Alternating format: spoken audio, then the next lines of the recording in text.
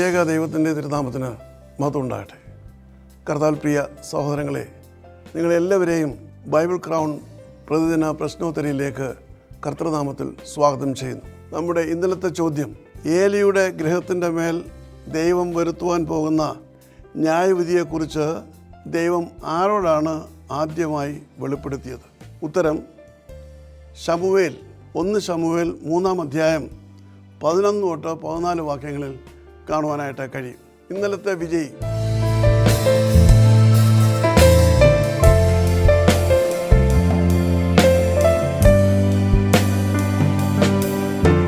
ഇന്നത്തെ ചോദ്യം, കനാനിൻ്റെ പിതാവിൻ്റെ പേരെന്ത്? ഞാൻ ആവർത്തിക്കുന്നു, കനാനിൻ്റെ പിതാവിൻ്റെ പേരെന്ത്? ഉത്തരം വേഗം അറിയിക്കുക. ദൈവം നമ്മെ അനുഗ്രഹിക്കട്ടെ. താഴെ കൊടുത്തിരിക്കുന്ന വാട്സാപ്പ് നമ്പറിൽ നിങ്ങളുടെ ഉത്തരങ്ങൾ അയയ്ക്കുക.